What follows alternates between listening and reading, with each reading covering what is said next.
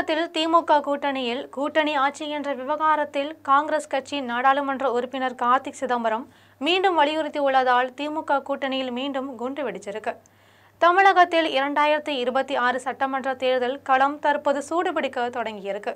திமுக, அதிமுக ஆகிய பிரதான கட்சிகளை தாண்டி அரசியலுக்கு புதிய வரவான தமிழக வெற்றிக் கழகமும் தனது பரப்புரையை தொடங்கி பட்டையை கிளப்பிட்டு வராங்க.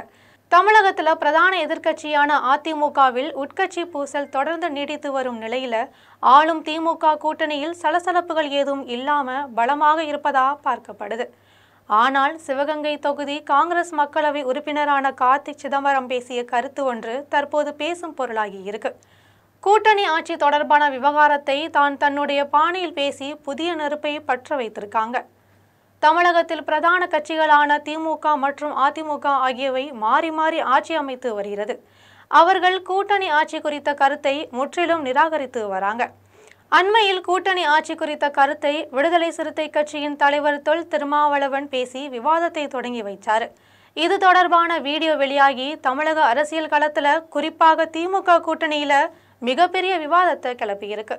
அந்த நேரத்தில் காங்கிரஸ் உள்ளிட்ட கட்சிகள் சார்பில் இந்த கோரிக்கையை முன் வச்சிருக்காங்க.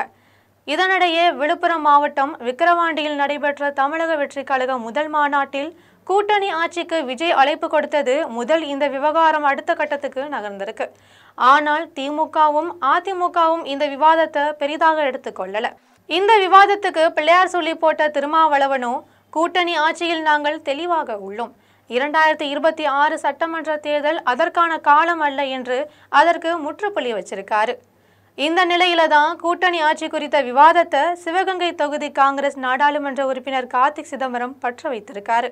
அப்போது தமிழகத்தில் திமுக கூட்டணி ஆட்சி அமைத்தால் அதில் காங்கிரஸ் கட்சி இடம்பெறுமா என்ற கேள்விக்கு பதிலளித்த அவர் 1967ஆம் ஆண்டு முதல் இந்த இயக்கம் உள்ளது, இந்த இயக்கம்தான் எதிர்காலத்திலும் இருக்கும்.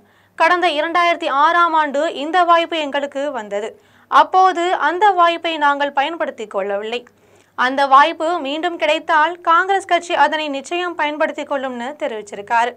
கடந்த 2006ஆம் ஆண்டு நடைபெற்ற சட்டமன்ற தேர்தலில் திமுக கூட்டணி 163 இடங்களில் ஆட்சி அமைத்த போது அதில் திமுக வசம் 96 இடங்கள் மட்டுமே இருந்ததை குறிப்பிட்டிருக்காரு. தனிப்பெரும்பான்மைக்கு தேவையான 118 இடங்கள் இல்லாத நிலையிலும் திராவிட முன்னேற்ற கழகம் தனித்தே ஆட்சி அமைத்திருக்கு. காங்கிரஸ் வசம் இருந்த 36 இடங்களும் பாட்டாளி மக்கள் கட்சியின் வசம் 18 இடங்களும் இருந்தது குறிப்பிடத்தக்கது. தற்போது தமிழகத்தில் கூட்டணி ஆட்சி என்ற கருத்து பரவலாக எழுந்து வரும் நிலையில திமுக கூட்டணியில் உள்ள விடுதலை சிறுத்தை கட்சி, இந்திய கம்யூனிஸ்ட் கட்சி மற்றும் மார்க்சிஸ்ட் கம்யூனிஸ்ட் கட்சி ஆகியவை விவாதத்தை கிளப்பி இருந்த நிலையில தற்போது காங்கிரஸ் கட்சியும் அந்த விவாதத்தை கிளப்பியிருக்காங்க. இதனால கூட்டணி ஆட்சி என்ற விவகாரத்தை காங்கிரஸ் கட்சி நாடாளுமன்ற உறுப்பினர் கார்த்திக் சிதம்பரம் மீண்டும் வலியுறுத்தியுள்ளதால் திமுக கூட்டணியில் மீண்டும் குண்டு வெடித்துள்ளதுன்னு குறிப்பிடத்தக்கது.